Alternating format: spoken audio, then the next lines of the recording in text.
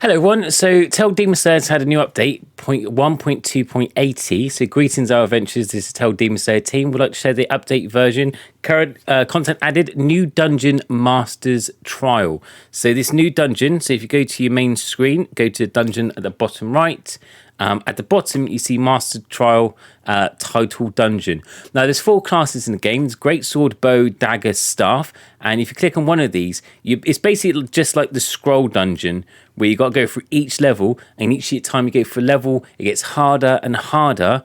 And then you get rewards for it. So I'm going to go through basically what I've found out so far and what this new update is.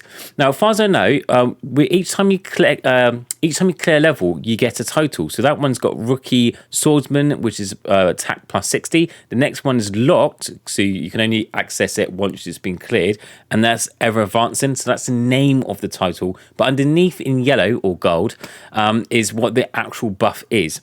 Now, once you've cleared the level, you do get access to that buff, and to equip it, all you need to do is go to your character icon. So it's character in the middle button. Go up to the top where it's above your name, your profile name, and you see there's little icon with like a little pencil notepad. So when you click on that, you can select your titles that you've collected so far. So you've got your sword, your bow, your dagger, and your staff. So as you can see on the staff, I've unlocked all of these, and currently I've got the best one equipped, which is at the bottom there, the Devil Hunter staff. Now you can only equip one at a time. So if I was to equip this one, my staff one will get unequipped. So you can only do one, you can only have one active at a time. So with that in mind, I would personally just choose the dungeon that your class is currently based on, your build is currently based on. Now, I've mentioned in previous videos that the staff build is pretty OP at the moment. I find that to be pretty good. So my beginner's guide and mid-level guide is based around the staff build. So I've gone for staff. So that's why I've cleared up to, well, that stage, ready to master stage, which is step 9. That's the furthest I can go so far. It gets a bit harder and harder. So I wouldn't worry about clearing all the other ones, because chances are, if you've been following my videos or following any guides, you're just choosing one specific build. And because you can only equip one title, I won't worry about all the other ones. I'll just concentrate on the build that you've chosen. And for example, my one, staff one. Now, before you do anything, click on battle settings, because this battle settings is your equipment for the actual rounds. So on the each round, each stage, I don't know how you call it, challenge, each challenge basically sets you bare, and it's completely different to your main account, your main one. So all your equipment, skills and everything gets switched off. So really, your battle settings, what you're doing is selecting what weapon you want to use, what monsters you want to use, and what fairies you want to use for those challenges. So before you start any of the challenges, to make it easier, go to battle settings at the bottom right, select your strongest weapon, obviously, and if you haven't already, try leveling it up, try upgrading it if you've got any equipment to upgrade, and try to buff it up as much as possible. I have done a separate video called equipment guide, so watch that. It all explains about equipments and transcendence. I've done a video about transcendence as well.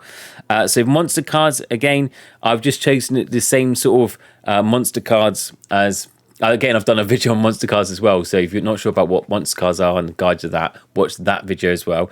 But what I've done, I've always maxed out. Firstly, I max out my class, and then I choose a sub region as a backup. So on this one, I've gone staff, and you can see my staff is 8 out of 8. That gives me the max number of skills, and it just makes me overall powerful. So that's what I'd recommend. So again, you put your leader effect ones at the top, so most strongest ones are the crown ones, the top 4. So leader effects, you can see it says decrease skill cooldown by 1, this one critical chance by 3, and this one 20% additional damage on monsters, and this one's skill chance. So make sure your best cards are at the top. Follow my previous build video on monster cards so you know which ones to do. But again, for example, if you haven't choose mage, then if you choose dagger, then when you do dagger build, just make sure that all your daggers, so you've got 8 out of 8 daggers, so all the skills are maxed out. I'll do that first, and then it's up to you what region you want to pick second. So if you want to go to the Riverside region, which is about costumes and attack power, or if maybe you want to go to the Mushroom region, which is about the dealing large damage, deals 1 times 2 under a certain amount of health. So it's up to you what region you want to pick. When I start going through this more in depth, because I've only just had it yesterday, so this is only from the last couple of hours, I will try to see if there's a better builds or better sets to help you clear that extra challenge. So once I grind through this in depth, I might do a separate video going through dungeons in general. I haven't done that video yet, so I want to explain the gold, gem, equipment, leveling scroll, and the master in a whole separate video, so a dungeon guide video, once I've got a bit more experience of what's going on. But my first initial advice would be select your strongest weapon, level it up, make sure it's merged and transcend it. Choose your strongest monster cards, making sure that your class that you've picked, your build, is all selected. So you've got 8 out of 8 wands or 8 out of 8 daggers, and then secondary for your region, just pick whichever you prefer. Making sure that your best leaders at the top, and for your third, the governance, I chose Sancho, Sinbad, and Aqua. That's just because that's an all-rounder used for the staff build. You can use a bit of a pusher. If I believe, what was the one I picked? Was it Nyx? I think Nyx Ola might be quite good in place of Sancho. Again, I've done a separate video on fairies, so watch that video, explains a bit more. And also, this is based on staff, so watch the fairy guide video to explain about your build if you're choosing dagger or greatsword or bow. So this is what I've generally picked for my staff build, and that's got me up to challenge 9.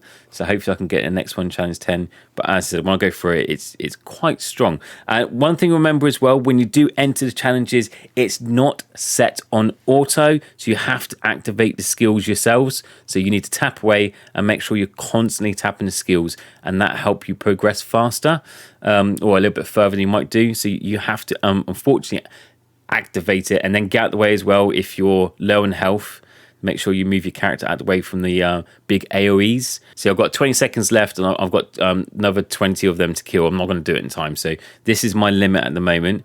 So I'm going to exit that one. You're going to exit at the top left, like normal dungeons.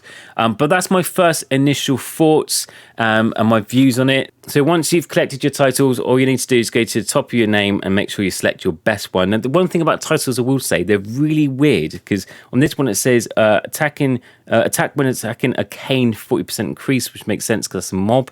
But some of them it says dagger proficiency increase cane skill damage. So it's got a dagger skill, but yeah, it's for wand. And if you go up as well, there's dagger proficiency increased by 1, bow skill. So it's a bit weird that you've mixed up other weapons for this. I know they might think there'll be switching weapons during the run, but most characters don't. In most guides, it's actually better to stick with 1 and max it out than it is to switch to 2, because you don't have to split your resources. So it's really weird that they put a mix of different weapons in that one section. So I'll probably will feed back to the developers to see if that's an error or there's a reason for it. But I would personally pick the weapon, pick the best buff for the weapon you have. So this one I picked it because it just increases damage to the mobs. And then if not, I might do attack 60%, which is the first one, which you think that probably be a bit higher, not right at the beginning. But I still got to check out which buffs are best. And as I said, when I do further in-depth guide, I will do a separate video to tell you which titles are the best and how to get them. So if you want to see that video, make sure you're subbed and click the notifications so you're notified as soon as that video drops. Apart from that, see you in the next one. Take care. Bye.